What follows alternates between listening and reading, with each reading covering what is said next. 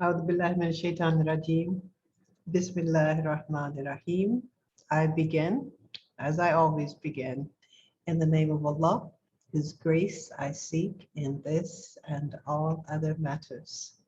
I feel like I've been over the mountain, and now that I'm on the other side, we're going to move forward with friends along the way. So it is my pleasure and honor to present Saimma, she, her, who is a leading, passionate, Saimma is leading a passionate inquiry into the intersection between spirituality, feminism, and authentic expression of being. She has been a student of Mawlavi Sufism for 15 years, based on the teachings of Jalaluddin Rumi. Her exploration into feminine spiritual wisdom led her to co-create Ray. We're going to learn about that. Learning how the alignment of feminine and masculine energies can bring harmony and transformation. She writes about her personal perspective on faith, on pathos and medium, and dreams of one day being a whirling dervish. With a combined background in sales, marketing, operational management, and event planning, specializing in publishing, education, and interfaith, she excels at manifesting visions and creating spiritually centered spaces. Saimma has a chronic health condition which affects her mobility. She is blessed to live in the Lake District in England, which she likens to Tolkien's Middle Earth. Thank you, Saimma, you have the floor.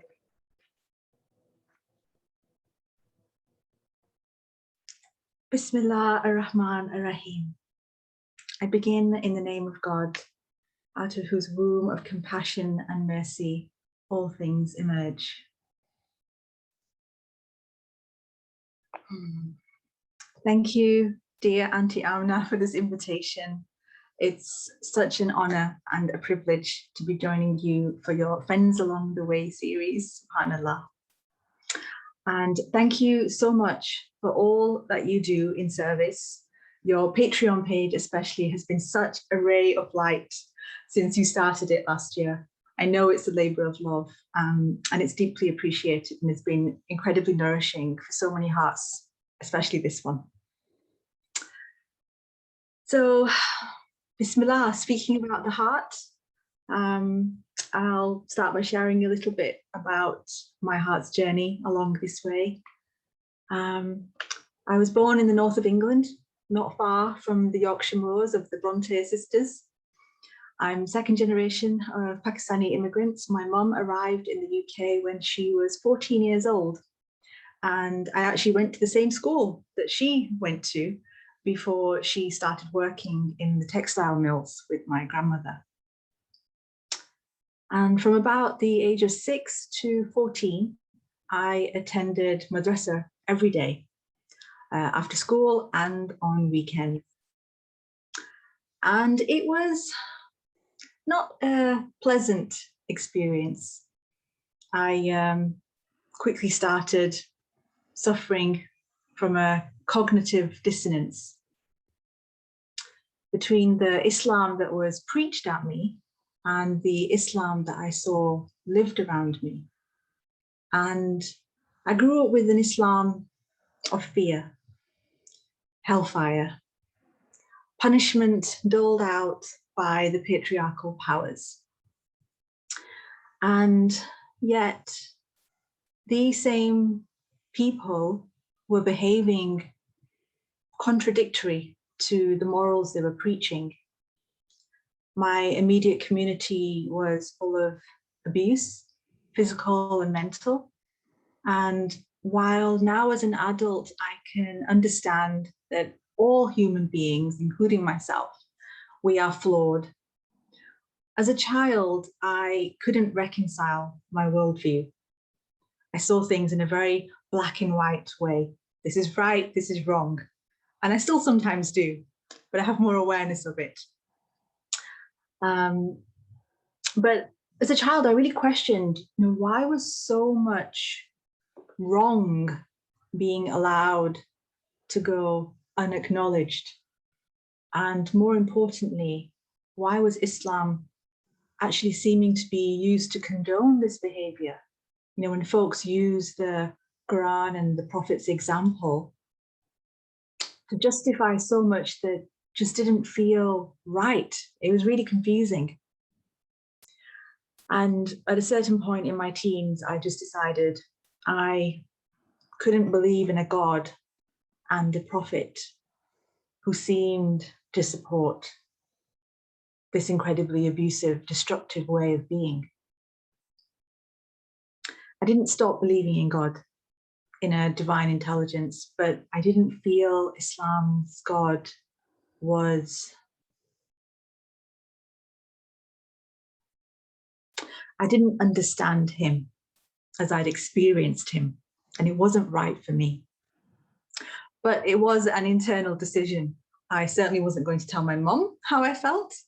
And for years, I kind of saw myself as a cultural Muslim. I participated in Ramadan. I actually loved that time of year. And I went to mosque every Eid and special occasions. And I even continued praying Salah at university and my early years working in London. And it felt like a desperate need to anchor in something greater than myself. Especially when I was feeling like I was losing control mentally, trying to deal with so many factors in my life. I realized I was grasping for something, but I didn't know what that was. And then I think what felt like was at my lowest, I found Sufism, or I should say, God led me to the source. And that opening came primarily through meeting my husband, who was on his own journey of turning to Islam through the teachings of Mawlana Jalaluddin Rumi. And, people always think that he converted for me. What they don't seem to understand is that he brought me back to Islam, but not the type of Islam that I'd ever known before. This was the Islam of love, not fear. And I was really suspicious for a really long time. I came along to the early Sufi gatherings that he attended, and I was, this real arrogance I realized I had, that I wasn't a practicing Muslim. And yet, of course, I knew everything that was right about it. So, I came along and I was looking to out them for the frauds they must be. And before I knew what was happening, my heart just got pulled along. And I found under all the layers of culture, that's what I'd known growing up. It was a cultural Islam. And underneath all of that, I met the essence of Islam. And I don't see that as a religion, but as a way of being, a way of living, not a dogma, not rules, not right and wrong, but compassion and mercy and everything that comes out of those life-giving attributes. And then the real work began, unpacking my conditioning, all the ideas that I was shocked to find hiding inside of me that I'd absorbed, whilst thinking that I was actually fighting against them. They were quite insidious, and I remember my first Sufi retreat with Camille Helminski. When I first heard her recite the Quran, so kind of it's all coming back to me, the emotion. She sang it, and it felt like my heart exploded. Like, I remember that it physically hurt, like there were iron bands that were breaking inside of me. And if that wasn't enough, then she then led the mixed prayer. She's an imam. And part of me inside was thinking, like, like alarm bells going off. This is wrong. These Sufis are not behaving correctly. And yet I couldn't intellectually explain why it was wrong. And especially when my heart was pounding. I felt like people around me must be able to see it kind of pounding out of my chest. And it was saying, yes, yes, this is right. And I cried my whole way through the retreat, which in itself is a really bizarre, was a bizarre experience for me, because I've never been a big crier. But I started, and it's been 15 years of just letting the tears wash through me. And it was a really painful yet beautiful opening that started for me. And I felt like I was meeting Allah in a conscious way. And I realized that she'd always been with me, but I hadn't been able to access her because of the many veils that had not only been imposed upon me, but also that I had wrapped around myself in an attempt to protect against the patriarchy. I closed everything off. And joining the spiritual community, it's been the most wonderful experience, unlearning assumptions, painfully unlearning assumptions, discovering different interpretations of the Quran and stories about the prophets that I hadn't been aware of, praying in mixed congregation, learning and being encouraged to lead the prayer and zikr circles, singing together, something I had never done, singing the salawat, singing Turkish Ilahis, just singing, traveling to Konya and the holy places with friends, the spiritual family, and learning how to love myself. And through that, my family in a more authentic and compassionate way. It's been incredibly overwhelming and humbling in so many ways.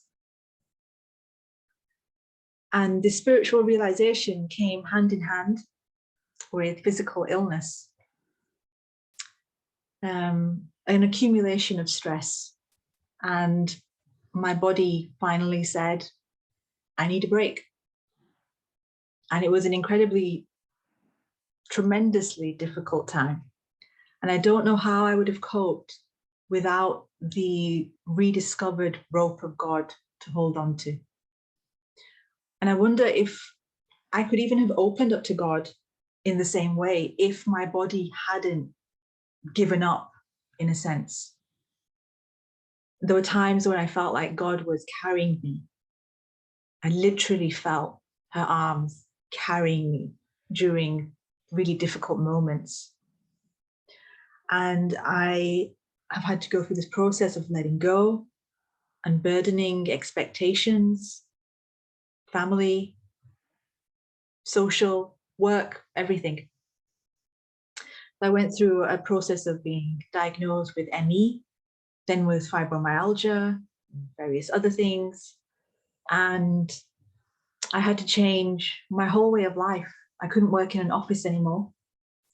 And I became completely dependent on my husband, which was incredibly difficult.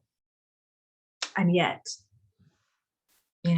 after over a decade, I can see the huge blessing that came through that, and the blessing that I have in my partner as well. We collectively reevaluated our life. We put all our focus on our mental and spiritual well-being. And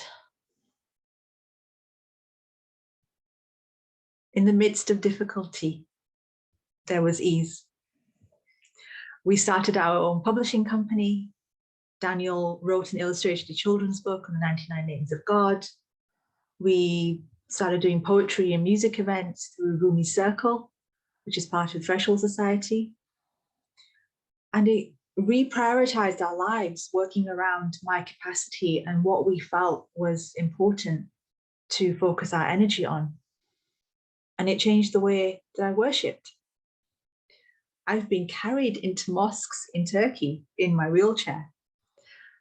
An amazing and yet not something I want to repeat type of experience once in a lifetime. And losing my ability to prostrate.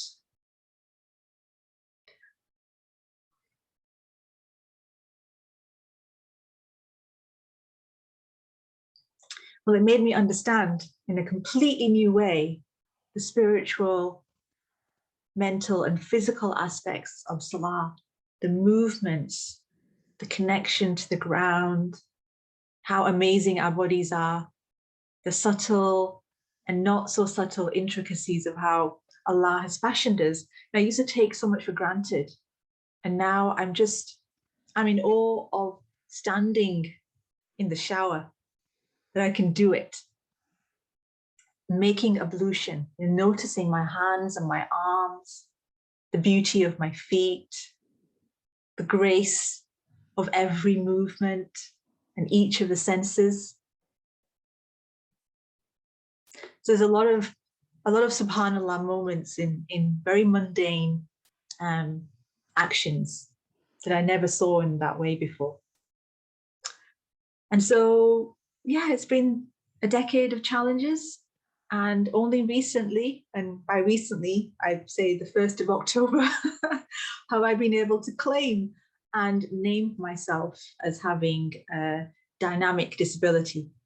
So it's a term coined by Brianne Bennis of No End in Sight, and it's having a disability that fluctuates. So sometimes I'm in a wheelchair and sometimes I can walk.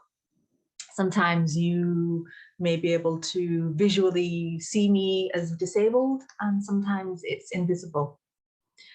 And claiming that part of myself has been the hardest. Let's hope it's past tense. I had a very hard mentality of not showing vulnerability and weakness. For various factors growing up, culturally, personally, but when Allah puts you in situations where you either do what you love and have to show the fullness of yourself, or you hide at home and lose the joy, well, inshallah, I hope I can always choose joy. Thank you. Oh, thank you so much. Thank you so much for sharing. I have to tell my story of Saimma, and I've never actually shared this with her, so it'll be a first, because our mutual connection was the Helminskis.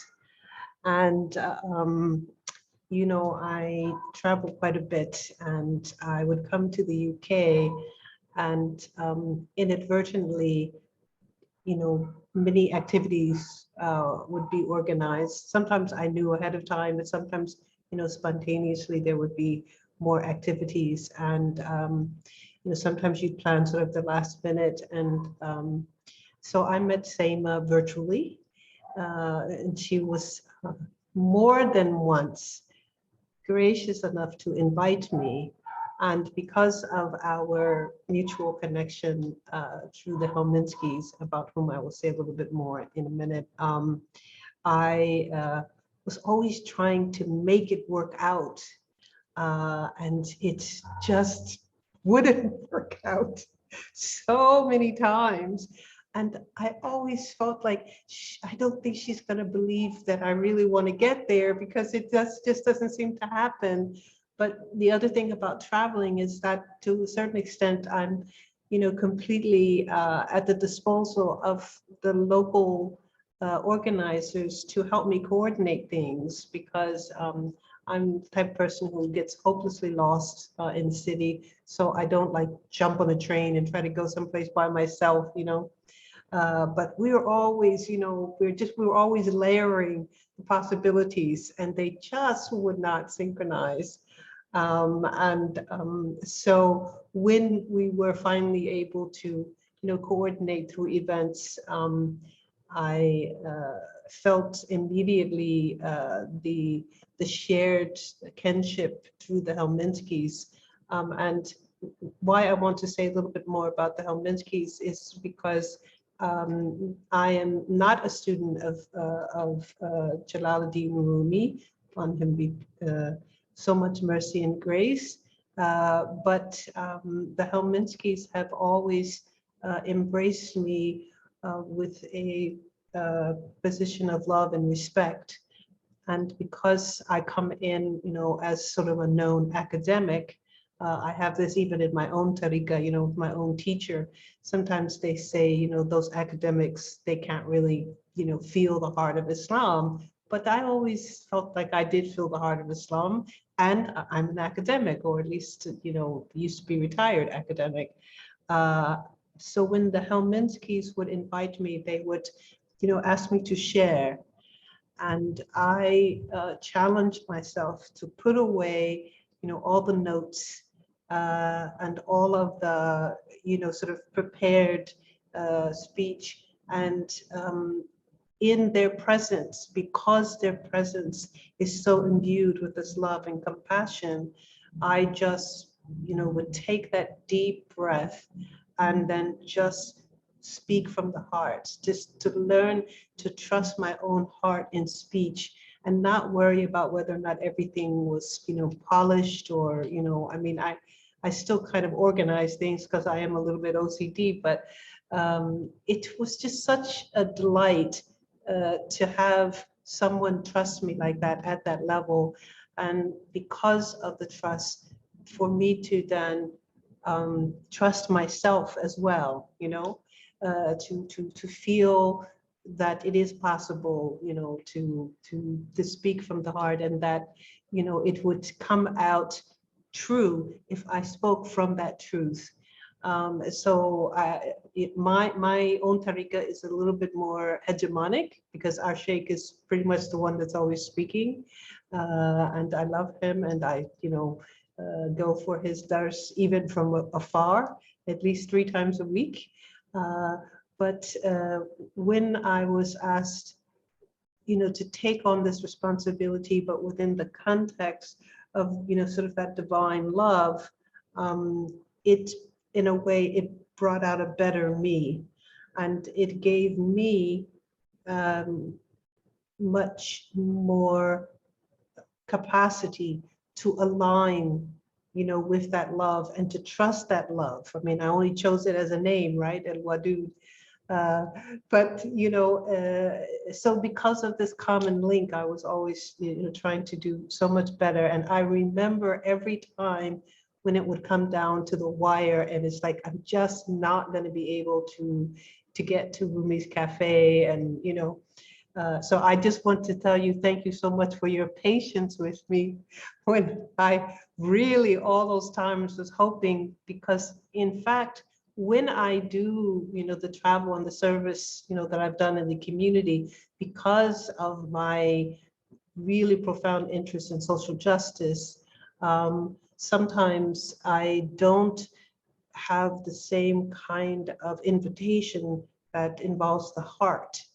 And for me, in the midst of all the whirlwind of really important social justice work, if the heart is not polished, if the heart is not also nurtured, if the heart-to-heart connections are not also made, then I will step away feeling as if, yes, this was good, and at the same time, it could be like a little barren, you know? So they actually were so instrumental in helping me to trust. And I also therefore want to say thank you for trusting me for all the times that I just couldn't get there, but I really wanted to make it work. When I started the Patreon page, my desire was to actually have an online forum, that did just that kind of thing, that touched, to the heart.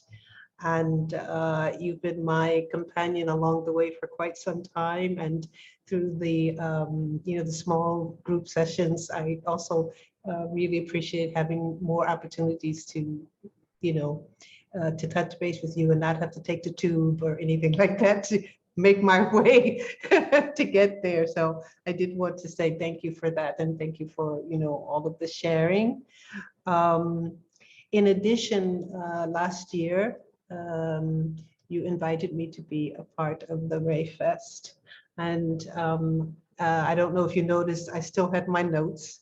I was back in that other place, but one of the objectives of this Patreon page was actually to give attention specifically to the divine feminine. The thing is that we know that Allah has both Jamal, the feminine, and Jalal, the masculine, but culturally, Islam has been very heavily dependent upon the masculine.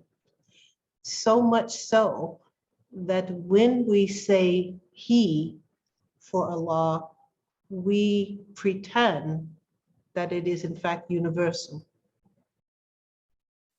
And yet when we say she, there are a lot of people who get put off. And I was teaching a course one semester, spiritual classics global classics and spirituality, where we did sampling of different esoteric readings from different religious traditions, and taught through these readings, the multiple ways in which people approach the source and all of that. And it was the first time that I ever had a discussion about using the pronoun she for Allah. And the students by that time of this semester they had reached a point of, being also very honest. And it was interesting because the men would say, inadvertently, when we say he, I do identify, with God, with the divine, with Allah, with the sacred. And I'm not so comfortable to say she, so we sort of unpack that, like, why is it that when we say he, it is supposedly universal, and when we say she, it's somehow some kind of a particular little demigod, and that's when I realized it's so much more important to constantly remind ourselves that both of these are just pronouns, and that they do not capture the totality of what is Allah, and that in that, each of them, in fact, have very specific designations, that he is he and she is she, and Allah is a combination of the Jamal and the Jalal. So we should easily go between the two to remind ourselves not to make the masculine into the model, such that when we are women, for example, cisgendered, identified as women, and we come to Allah, and also trans-identified women, I didn't mean it in the way that it came up, but what I mean is that when we identify, as being female, why is Allah always at a distance from us? Where is that possibility of Allah's proximity to us? And how do we unpack, the layers of the sort of the hegemony and the patriarchy, even of language, that in some ways can distance us from Allah? How do we identify with Allah as our Lord, our Rabb, and this is the kind of work that, you've been doing in an interfaith way with Ray. There is going to be another festival coming up at the end of this month. I'm going to let Saimma tell you a little bit more about this specific event. But just to say that when I was invited, I was part of an interfaith panel with a Christian and Jewish spiritual leader in their own communities and traditions. And the idea, once again, of crossing beyond arbitrary boundaries and borders that have been used to exclude, to see that opening. And to me, again, that opening is inclusive of understanding that Allah has both the Jamal and the Jalal, but that our culture and history has been so heavily laden, with the masculine, that it seems strange. And so lifting up this, this Tawhidic unity between the two, we have to make an effort. We have to focus a little bit on the divine feminine to sort of bring her out of the dark, and into the light, which she already naturally owns. So can you just speak to us a little bit about what motivated you to get started with Ray, and then also tell us a little bit about the one that's coming up at the end of this month. Thank you, Auntie. Yeah, so the journey with Ray probably started unconsciously that first retreat of hearing Camille recite, because it was just so shocking. And as my journey with her continued, it was this constant referring back to, why is this shocking? If I grew up in the madrasa, and this we're told in Islam, it's not about the human being, it's God, this transcendent God, who's also closer to us than our jugular vein, and there is no gender. And yet, of course, in English it was always he, but also in Punjabi it is the wrathful father figure, and that's the way he's portrayed. And that was what I had taken on and was struggling to reject, because it didn't feel authentic to me.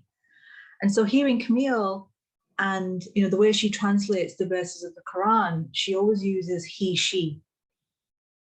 And I've not come across anybody that can read a verse of the Quran and say he, she without giggling. Like, it just flows naturally from her. And I think a lot of us have learnt to kind of get over this kind of, that sounds a bit odd, to realize, well, yes, he, she, it, beyond and yet encompassing. And I've written about this before as well, about the first time I read the throne verse.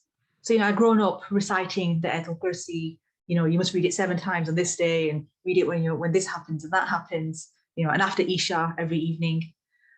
And I always struggled with the English translations. Sometimes I would just prefer to read the Arabic, not understand what it's saying, but it sounds nice and it's going to be some benefit in it. We're told it has benefit upon our heart. When I read her translation of the throne verse, and again, she puts he, she, I remember there was this particular day I'd done my salah and I opened up the Mevlevi word that Camille and Mahmoud have put together. And I read the English and I just used she.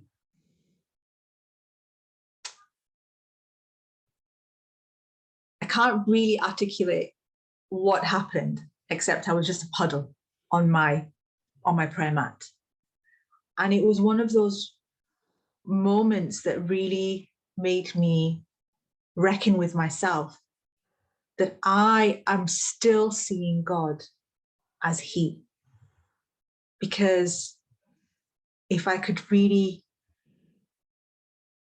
see myself in God, then this wouldn't affect me the way it has. Like, really shaking, I was shaking. And so it was this concerted effort to try and continue seeing God as she, to read the pronouns as she. And it just transformed every surah. It was as if I was reading it for the first time through mature adult eyes, really seeing. And the verses took on a different quality. And, we've been really lucky to spend time with Mahmoud, who really encourages us to look at the roots of certain words in the verses and to see for ourselves what it brings up. And saying she, it was a completely new God I was meeting a new God. And so it was this journey, and it wasn't just myself that was going through it. You know, there were a lot of friends along the way were going along, you know, through it too. And Fatima, especially, a dear friend who co-founded Ray with me, we were sharing a lot and speaking a lot about, you know, what this meant to us. What is the feminine? And also, you know, what is the divine feminine? What is sacred feminine? Is this some kind of new age thing?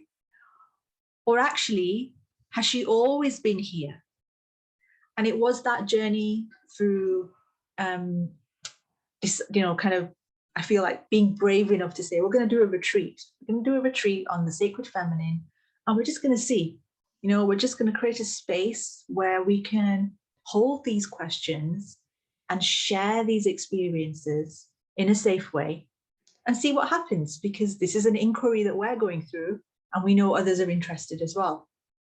And so we held our first retreat on the sacred feminine, and it was held in honor of Camille.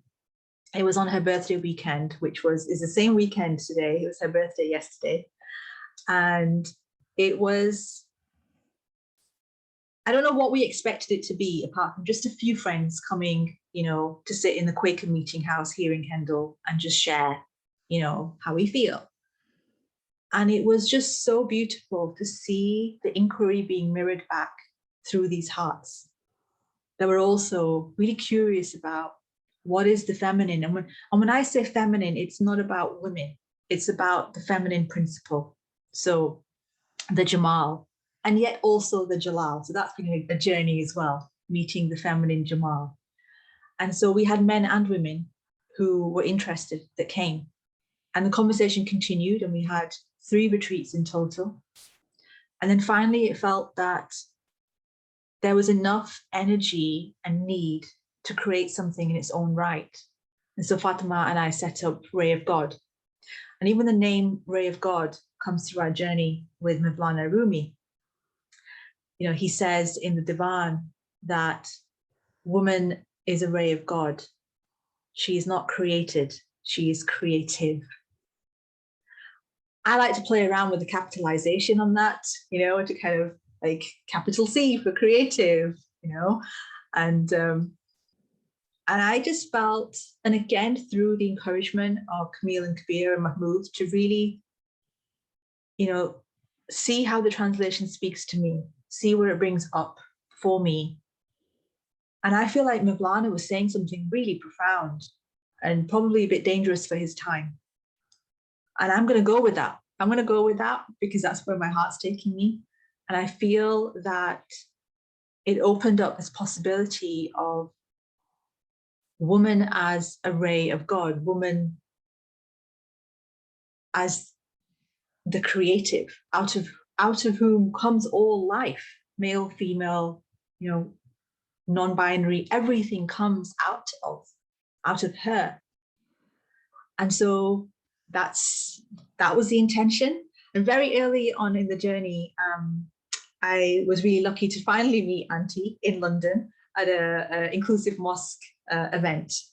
And she had literally got off the plane, and then there I was outside her Airbnb, you know, kind of standing there wanting to have this chat. She was very gracious and allowed me the time. And at that stage, we didn't know, you know, Ray of God was this idea, it had no name, and it was just kind of being formulated. And one of the most important things that you said to us, Auntie, which I always repeat, and we have it in our vision statement, was to articulate that we are coming from the feminine point of view. Because if we don't articulate that, we very easily default back to the norm, which is a very patriarchal, masculine, intellectual, capitalist, you know, business-orientated way of doing things. And that was my background. You know, the way I did events was in that way. And so we put in our vision statement that the energetic state of the feminine is our guiding principle and holds our intention. And that we believe that all genders hold the feminine and the masculine within themselves. And it was so simple what you said, and yet so profound.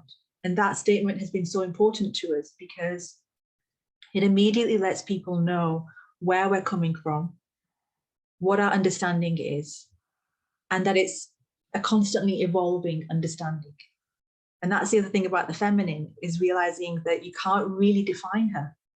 Like at the beginning, we really tried to, and we're like, okay, this vision statement, again, thinking in a very masculine way, perhaps, we've got to really define everything that we mean so that people really understand. And the more we tried, the harder it became. And then finally, we just surrendered. We're like, okay, Ivala, we can't define it. All we can do is try to express where we are in this moment, and in the same breath, express that this is changing. Tomorrow we may feel differently. And that's been the real gift in this journey. And it's felt really empowering and liberating to say that we're just sharing our experience. We're not experts. And we want to create a space where we can bring these amazing leaders from different traditions to share their experience and to empower the next generation of people that are also curious about how do we live spiritual lives? Can we become leaders?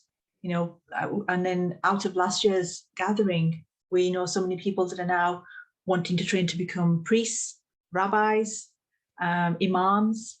The Inclusive Mosque setting up a feminist imam training program, which I think is fantastic. These initiatives that are coming out, we want to be connected and amplify them. And so Rayfest initially was meant to be in person, as a lot of things were meant to be, had initially been intended to be last year. But again, the huge blessing of not being able to be in person and go online meant that we were able to have these amazing women from around the world to, you know, be able to join us that otherwise may not have been able to travel, and we may not have had the budget, you know, and all the technical logistics around getting a hotel and all of that. That just got taken off our plate, so we could just concentrate on having these women and just opening the space. And it was so beautiful to have all of you, you know, sharing, and the conversations that continue, still continuing from that gathering. And so, alhamdulillah, the intention was made to continue doing Rayfest online. The theme last year was her space, which is vast. Her space is vast. So we allowed each contributor just to feel into what they felt with that. This year, we kind of narrowed it a little bit to her body and the connection between our bodies and the divine body, the sacred body, and earth. However we connect to her, if we connect to her. And so we're really excited to see what conversations are going to come through that. We have amazing women that are joining us, some returning from last year, some new ones coming through as well. And the way that we hold it is this combination of, again, language. You know, Auntie, you talk a lot about language, and I learned so much about that, that when we thought about we're going to have this gathering, we didn't want to call it a conference. We didn't want to call it a symposium or a summit. We wanted it to be a cross between a retreat and a larger gathering. And so we've kind of, after a lot of toing and froing, settled on festival, because that festival has joy and it has diversity. And so our focus is we open every session with meditation, we close it with meditation. We encourage all our contributors to share any prayers, or sing something from their tradition if they wish to. And so it's not just about talking, but it's speaking from the heart, and try to constantly bring it back to the heart. And that's the aim. And alhamdulillah, I feel like it happened last year, and I have no doubts that it's going to happen again this year. And so we are intentionally having it over Halloween weekend. I'm slightly obsessed with Samhain, the witching time. And I have this idea one day of just dancing around a fire in the woods somewhere. Somebody make that happen, please. But it feels like a really powerful time of year. And it seemed a good time of year as well, because summer's very kind of event heavy. And so there's something in the fall that we can join. So yeah. I will, when I post this, I will get the details for those who are interested to join. And anyone in the gallery who wants to join in, please, you can raise your virtual hand. If you are not comfortable to speak with the camera, you can, if you're acknowledged, you can just give your voice. If you don't want to have your voice, then you can put your comments in the chat and I will read them out for you. But if you're comfortable with both your camera and your voice, then I will acknowledge you and we will go from there. I think still it is a bit of a struggle to understand that in claiming the divine feminine, it is slightly political only because the power of the patriarchy. And yet the point is to actually retrieve that fundamental Rahim from which we get Ar-Rahman and Rahim, you know, to reclaim the womb, the creative. And we are sometimes distanted, you know, I mean it in an active verb sense. We are sometimes made distant from that in the way the mainstream interpretations of Islam goes. And yet it is inherent. It's not like we're adding something. It's always been there. It's just been underemphasized or, you know, pushed back or veiled by the patriarchy. And that is the reason why it was, you know, I don't remember exactly what I said, but I can understand the inspiration because we have to have intentionality with regard to the feminine. And that is because when we use the masculine language as the universal, it eclipses the fact that it is in fact the masculine language and that therefore it is not as readily accessible to the concepts of the womb and of creativeness. And yeah, I mean, I feel like, yes, we're overlapping in some of the ways in which there are sort of new age conversations around this. But actually, if you unpack the kinds of things that we have, you know, within Islam and even the whole way that Tasawwuf has moved forward has been almost to say that before God, the masculine, just for bear with me for a second, all humans are feminine. That's the way we have that relationship. So therefore, the Sufi male is also feminine before God, which is kind of, you know, it's encoded in some of the writing. And yet, as I said, it becomes controversial when you do this. And it's not as if you are, you know, taking something from outside. You're actually taking something that's always been fundamental, but it's been subsumed under this preoccupation with the Jalal. I mean, the Jalal is also, you know, as you said, it's the masculine and the feminine, they are coming together. That is where Tawheed is. And for me, going to Tawheed, which coincidentally was what was my first last name when I was first married, at Tawheedi was my last name. So all of these things, you know, Al Wadud and Tawheed, they all come back. But I came to Tawheed straight on the backs of the masculine conception of Allah. And as a social justice term and as a term of sort of internal unity, the balancing of our own, you know, diverse aspects of self, it worked. But when I realized that in a way I was exacerbating a problem by not putting my finger on the ways in which the divine feminine had been so underplayed, that's when I realized, no, we have to be conscious of that. We have to be intentional with regard to the feminine. And sometimes we have to let the chips fall where they may, in that everybody doesn't understand. But when you do understand, then you can embrace Allah's feminine, and Allah is still sublime, it's still the one, it's still, you know, the ultimate. But we have to approach from an affirmation of both the masculine and the feminine, the Jalal and the Jamal. Yes, anybody, because I have to go to my other screen. Anybody want to join in, wave your virtual hand. I learned something the other day. If I'm on my iPad and I do like this in front of the camera, a little box will come up and ask me if I want to put the virtual hand up, but it doesn't happen on my computer. I don't know if you've ever seen it. There's like a little box that comes up and says, are you trying to wave? You know, but I always I always use my hands a lot, but it pops up every now and then. But so do let me know, only because I have to look at my other screen. So just remind me. I want to ask you a little bit about the chickpea press. How did you make your selections with regard to the kinds of things that you are publishing?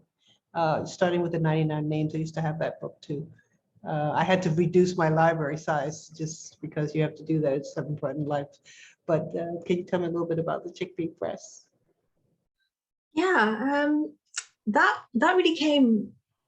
Well, Daniel he's very creative. So he's a writer, he's an illustrator, he's a poet, he sings, and he was wanting to learn the names for himself on his own journey.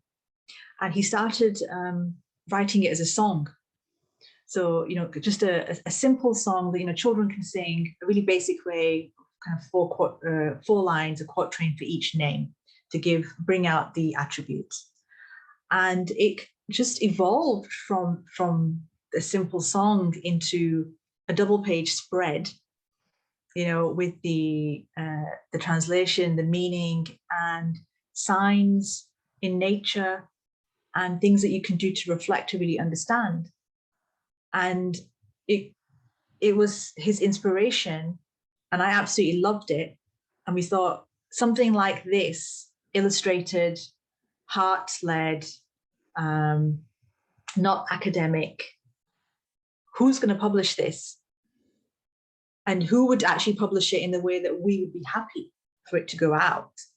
And we couldn't think of anybody. And we were just encouraged by some friends to do it ourselves, because both of us had a background in publishing. We're both working in publishing. It's where we met. And so between us, we had enough skill set to do the whole process. And so that's how it started. And it was an amazing journey to witness Daniel holding the names, and things would happen that were connected to the name. Like he would be with them. And for example, it sounds really strange, but when he was reflecting on Al-Hai, and this inspiration came to him of Moses striking the rock and the water coming out. And as he was being with this, he heard that his parents, a pipe had burst and the water had come out through the ground floor. And you can say coincidence, but there was just something in that happening. We found it just tremendous that this visualization had come, and then this pipe had burst, you know, just kind of at his parents' home. And I think if I could write a book of watching Daniel go through his journey of writing and illustrating, that in itself was just really fascinating. And we learned so much, you know, that he would write and share, and I would critique, because it's what I do. You know, I'd say, oh, this doesn't work, or that doesn't work, or refine this. And so we published it ourselves. And the aim was, with having our own children's publishing company, is that we wanted it to be from an interface perspective, everything that we do, because that's where our heart is. You know, we want it to be accessible. And we also have learned so much and feel so much joy in the different traditions and the resonances that occur there. And chickpea came from Mevlana Rumi again. So for years, when I was going through a lot of difficulty, Daniel would always, you know, remind me about the chickpeas in the pot, the story from the Masnawi about the chickpeas boiling, and saying, you know, saying to the cook, why are you boiling us? And the cooks hitting them on the head with a spoon and saying, you know, boil quietly now, boil nicely now. You become rich and juicy, and you'll feed the children. And you know, Daniel would always be saying to me, you know, it's okay, we're just boiling. And I got to the point a few times where I was like, I'm really tired of boiling. I'm done now. I want this to be over. But alhamdulillah, I'm definitely more nourished and juicy after all these years of boiling. And so Chickpea Press came out of that story. And we've done the book, and we've done contemplation cards based upon the 99 names. And we've also done a young adult sci-fi story by Tanya Hensel Thomas called Ouroboros, which is about a young girl in a post-apocalyptic Earth where we've destroyed our climate, and it's her journey of rejuvenating the Earth through meeting her counterpart. So again, this feminine and masculine union. And I kind of see it as a reimagining of the Adam and Eve tale in a science fiction future. And so that's been a real joy to help and promote other people's work. And we have things in the pipeline, but it's just kind of pootling along and seeing when the right moment occurs. Yeah, it's also important that we create, sort of like Islam 101 literature and literature for children that is produced along, the lines of, this kind of, Sufic perspective. I'm currently writing a manuscript called Once in a Lifetime, which started off as a series of blogs the year I went for Hajj, and it's now developed into a introduction to the 5 pillars of Islam from a progressive perspective, because all the introductory books, of course, presume that there can be no such thing as the Lady Imam. And I thought, well, we need a basic book, that introduces it, but at the same time talks about, inclusive mosque and all that kind of stuff. It's not a children's book per se. I don't have that skill set, but I do think that we don't know sometimes how the only doorway into this vast knowledge of Islam and Islamic traditions is also, replicating certain biases. And so at a foundational level, when children receive that, or at the beginning level, say someone is introduced to Islam, if they're only introduced in that way, if you come along down the pike and you try to, say it's much more inclusive, it's much more creative, you also have to kind of like, I think your words were, you have to unlearn certain assumptions, So I thought, it's nice to start with the assumptions of inclusion and introduce the basics in that way. And that's the kind of thing I think I understand from the Chickpea Press. You guys gifted me the 99 names, so that's how come I know I had it. We have just a few minutes. Anybody in the gallery? Because the last thing that, if you, I want to share, Ramadan, when we started the Rahma retreat, Saimma has a very lovely piece that she wrote about alternatives for those who are not able to fast. And, as you say, this year's theme with Ray is, on the body. There has been, in certain ways, an abysmal lack of, accessible spaces and conditions with regard to mainstream Islam as well. And a lot of, especially parents with children who are, differently abled or neurodivergent, they have had to struggle to make sure that, this community space and these, community events, even the playing field between, the different players, and at the same time to do it in such a way that there is no stigma. And we're slowly understanding, that's why I like the word inclusive, or the Inclusive Mosque Initiative. We're slowly understanding that there are so many factors in the diversity of our communities that when we talk about inclusive, we need to also be conscious of those who, for example, are struggling to understand, well, what does it mean when you cannot like physically prostrate again to experience the ground. I don't know if you know this, but the Shia friends, I experienced this on Hajj, they actually carry around a little thing with them so that when they just lean, because they're very, I pray with the stone as well, I pray with the stone because I'm an air sign. And I remember one of my Shia friends said to me that, if you touch the ground with your forehead during the 5 times daily prayers, it realigns your energy with the energy of the earth. And I thought, oh, I'm so flighty, I need this. So I've been praying with it ever since. But I often think, as I get older and I already have arthritis, what would happen when, I can't actually touch the ground. But I noticed that I didn't see so many of the Shia men, but the Shia ladies, they actually carry around a little thing that's raised just a bit so they can put their, it has a name, but I never remember. So they still get to prostrate on it, even though the whole body movement to get down to the floor and back up is too much, But I feel so connected to the prostration as a different kind of fulfilling of the cycle of the ritual act. And,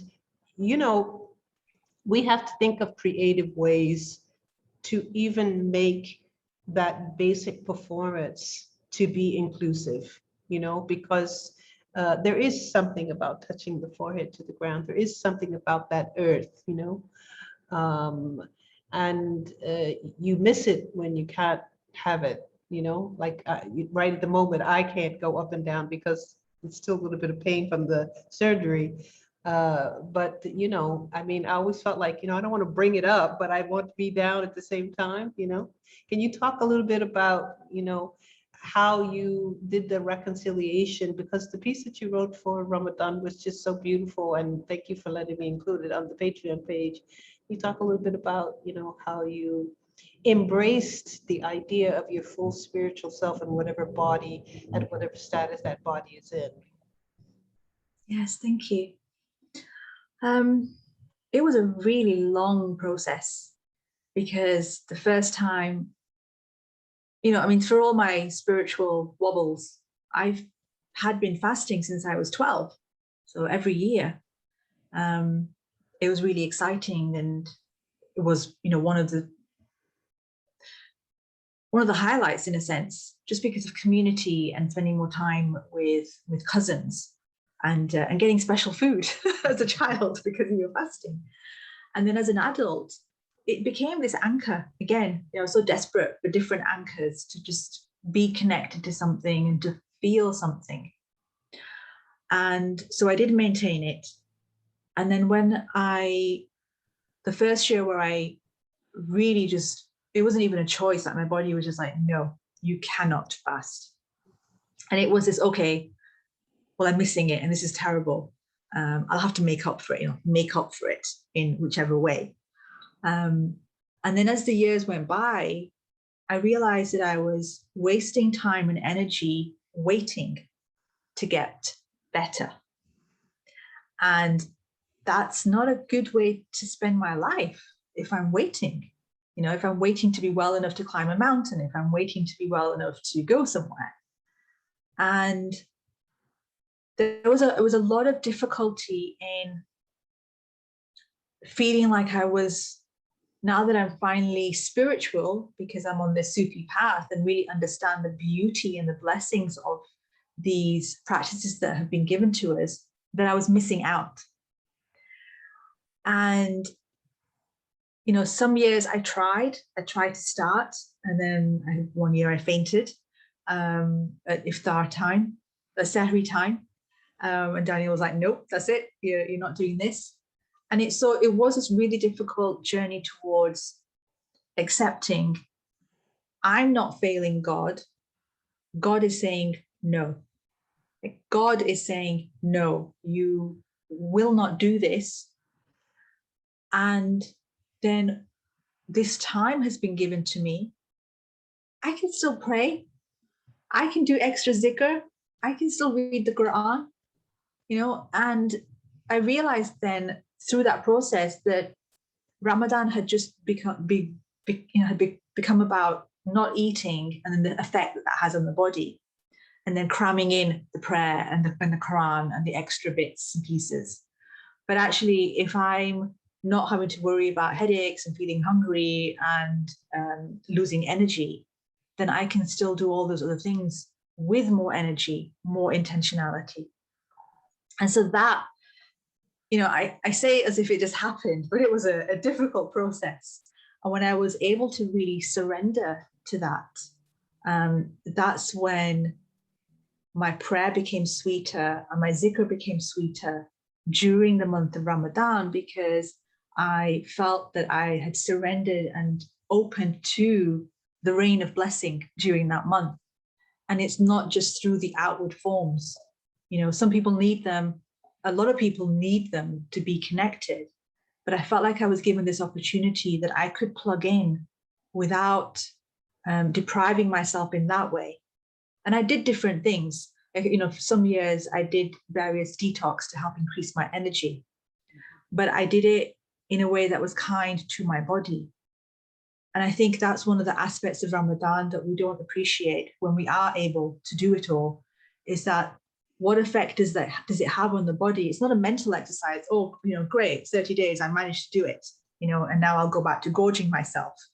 But the real implication for the body and giving it a rest and being more connected to the body. And I feel like a lot of the time we go too much to the transcendent. We want to get enlightened. We want to be out of our body. And for me, my whole journey with Allah has been very much coming into the body and being connected and feeling, okay, I have a constriction here. I'm not going to ignore it because I ignored it for years, and look at me now. Now I have this constriction and I want to bring my attention to it in a loving, compassionate way and to feel it move through me, because like the breath, that's Allah breathing through me and is telling me something. So that's the way I'm trying to approach it. And I do feel like the last couple of years, I don't have that immediate angst toward Ramadan. Oh no, will I be able to do it this year? Maybe I'll try a little bit. No, I won't. Oh, I'm feeling disappointed. I'm not having that so much because I've completely changed the way I view that time of the year. Yeah, it's humbling to, but again, there's a kind of like a socialization towards able bodies, as if that is the perfection. And it's humbling to be pushed back by that very body to a deeper state of surrender. I'm now older. And I remember about 5 years ago when I could not do the long summer months anymore. And for 2 years, I tried the modified fast in the north. And then I realized I can just come to Asia where we're on the equator and the day is the perfect length, So now I have the sweetness of being able to get through the whole day. But it was really humbling when I realized that no matter how hard I pushed myself, that many hours was just not possible for me anymore. And there was nothing as merciful, as the piece that you wrote available to me, so you do live with a certain level of shame, and you do live with a certain level of guilt, as if Allah, sort of like the Rabi al-Adawiya kind of thing, Allah knows, and for me in my reproductive years, you go from pregnancy to nursing, there are many, many days of fasting, that are missed. And that's how I understood that, the men sat around in a room and they determined that, if you have your 5 to 7 days of your menstrual cycle, you have to make those days up. I thought, they're not in the woman's body. And so they're actually making calculations without hearing from her about her own body, as if our bodies don't matter, So even in that respect, learning to share, our sacred worship in the ways in which differently abled bodies can perform is it's a place of high compassion, and we need to teach that more readily, because instead we kind of operate on the shame place, so that when anyone reaches a state of incapacity, then they have to sort of do it in secret, and there's like a little bit of shame and all of that, you know. So yeah, thank you again, you know, for giving the offering. I'm so honored that you were able to share with us, and I look forward to joining Rayfest this time as just an observer. Maybe inshallah next year I will be invited again to be a participant. That's a hint. Always, always. It's an open standing invitation. Absolutely. And thank you all in the gallery for your attendance. And we will just stop the recording.